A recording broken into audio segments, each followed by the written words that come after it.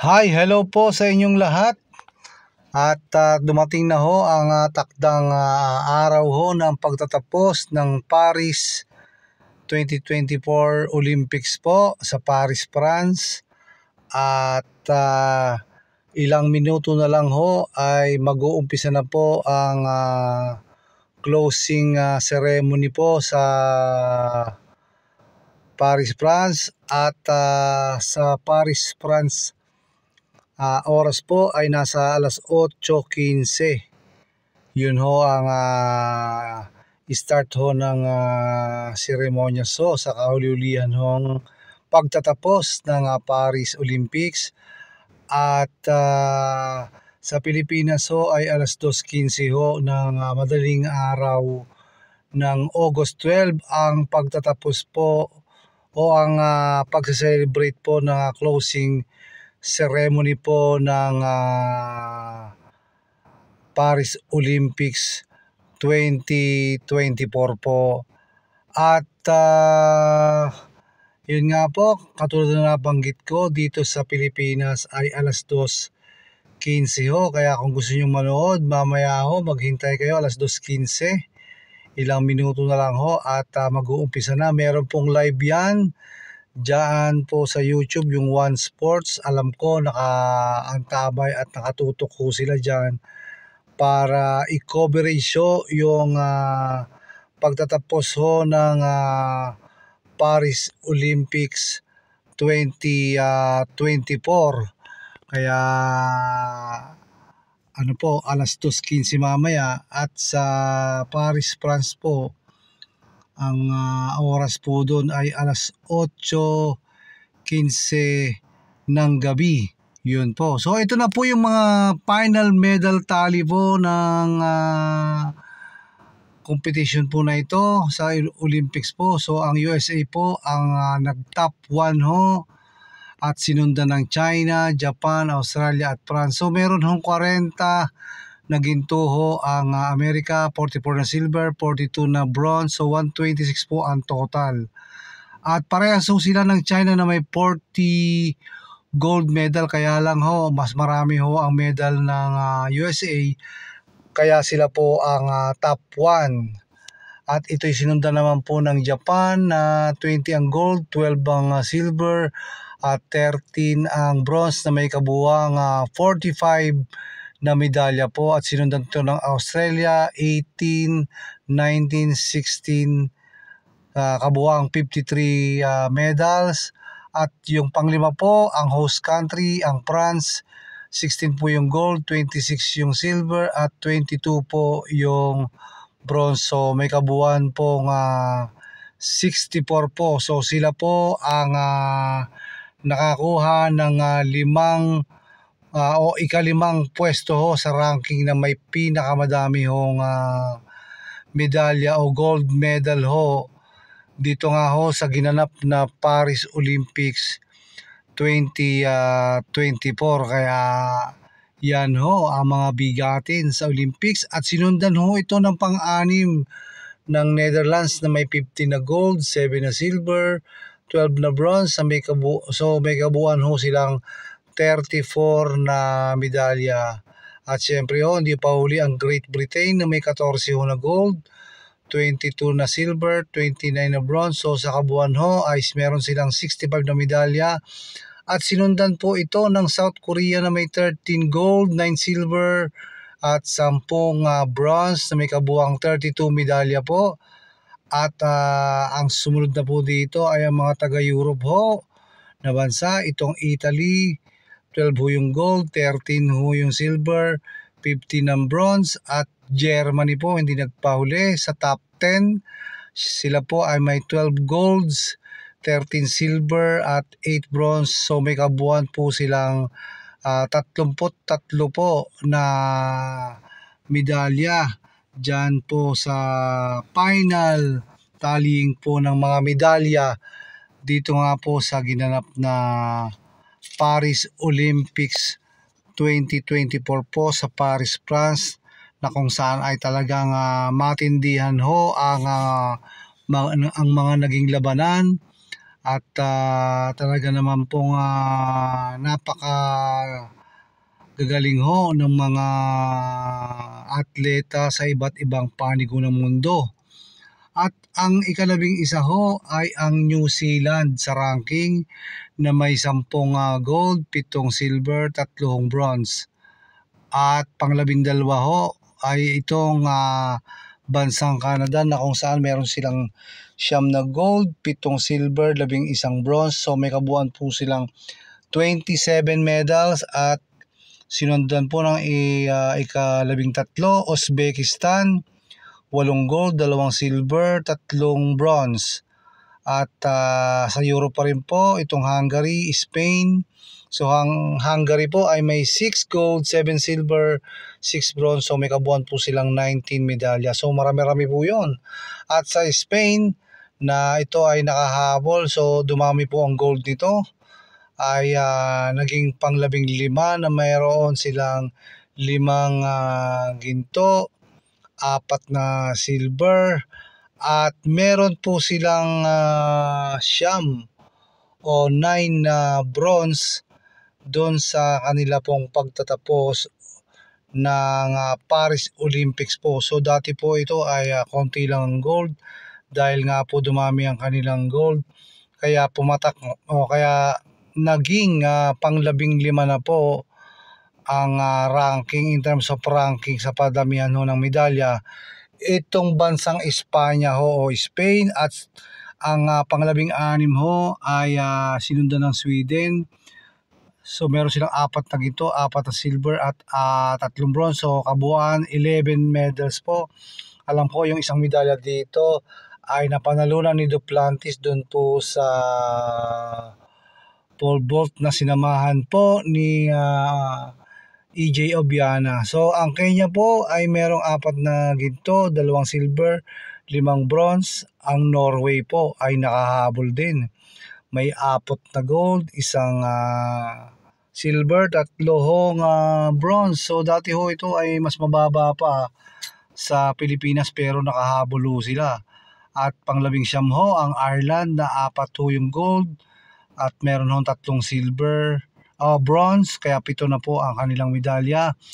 At ang 20 po ay pang 20 po itong Brazil na kung saan meron silang 3 ginto, 7 silver at napakadami ho nilang bronze, 10 ho ang kanilang bronze. So sila ho ay may kabuwang 20 ho na ginto ho dan sa ginanap ho na Paris Olympics po ngayong taong 2024 po. So yan po yung ika-top 20 yung Brazil. At ang pang 21 po ang bansang Iran na may 3 gold, 6 na silver at 3 bronze. So may 12 ho silang medalyang maiuwi. At sinundan ho ito ng Ukraine na kung saan ho ay may 3 rin na gold, 5 silver at 4 na bronze. Sinundan ho ito ng Romania na may 3 gold, 4 na silver at 2 hong bronze. Ang Georgia, 3 ho yung kanilang gold, 3 silver, 1 ho ang bronze. So may kabuuan ho silang 7. At ito hong Belgium ho ay pumatak ho sa pang 25 na kung saan ho ay may 3 ginto, 1 silver, 6 ho na bronze. So may kabuuan ho silang 10 medalya ho. So ito ho yung mga humabol ho at talaga na mga nadagdagan ang kanilang mga ginto, kaya yan po ang kinalabasan nila. So marami pong top countries ang ay mga taga Europe po, gaya po ng itong Belgium at saka ito pong Georgia, alam ko, Romania. So yan po ang ranking po mula 21 naman hanggang 25.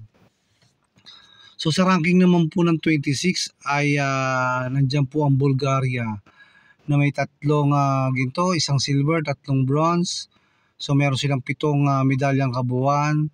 At sinundan ho ito ng Serbia na may 3 gold, 1 silver, 1 bronze. So may 5 po. At ang Czechia o ito ba yung Czech Republic? So ito po ay 3 ginto, 1 silver at 2 bronze. Denmark, 2 ho, ginto, 2 silver, 5 bronze. Aserbahan ho, matindi rin ho, 2 ginto, 2 silver at 3 bronze. So meron ho silang kabuang 7 medalya po. Gold, silver, at saka po itong bronze. At ang ika-30 rin po na kaparehaso ng Aserbahan ay ito pong bansang Croatia ho.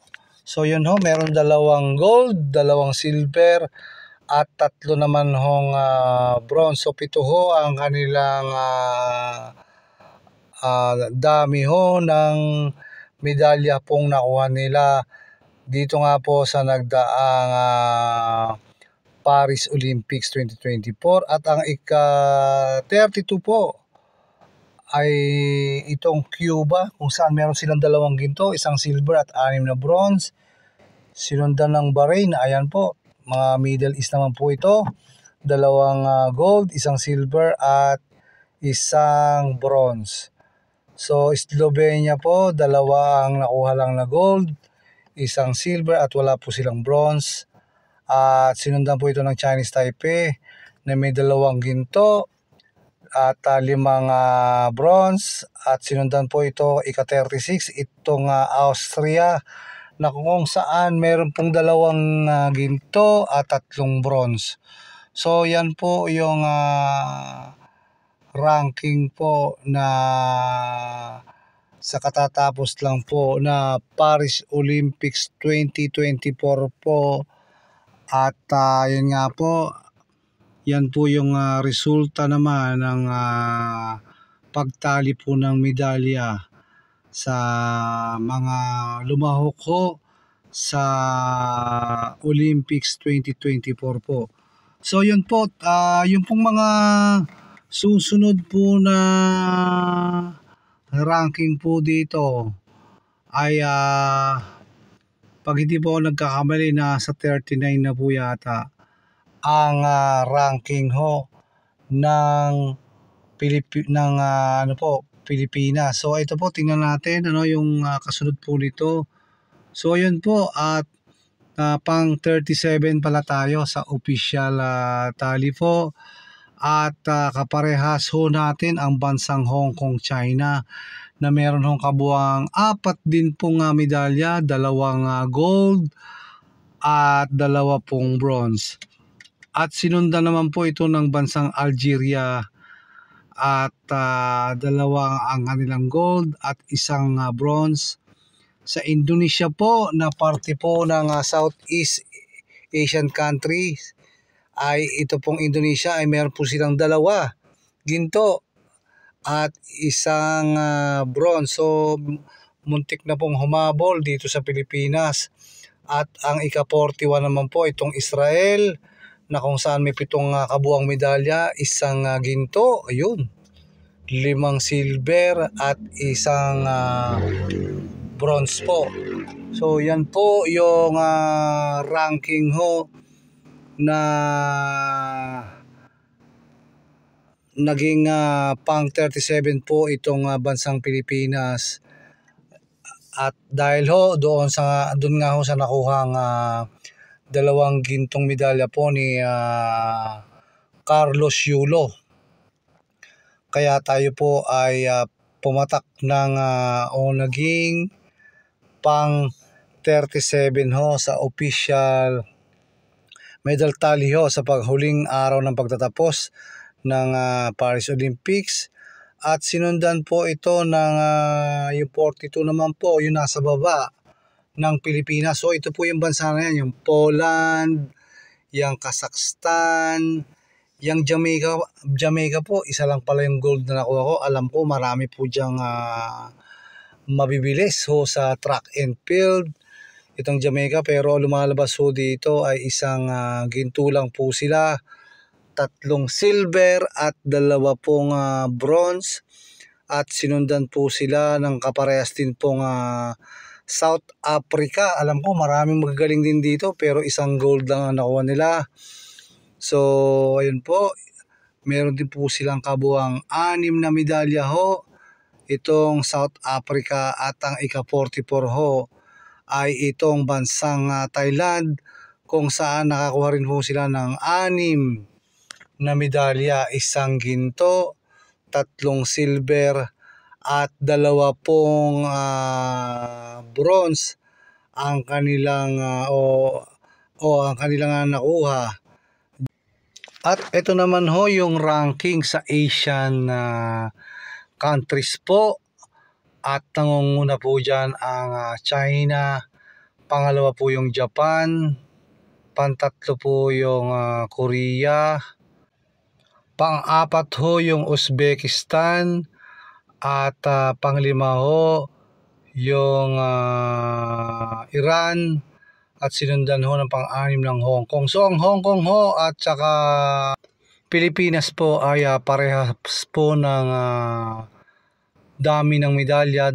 So yung pang-10 dyan yung Kazakhstan, pang-10 po itong Thailand, pang-11 yung Bahrain, at kapag pag-uusapan naman po yung Southeast Asian countries, sa dami po ng medalya na nakuha, tayo po ang top 1 at sinundan po yan ng Indonesia na may 2 gold din.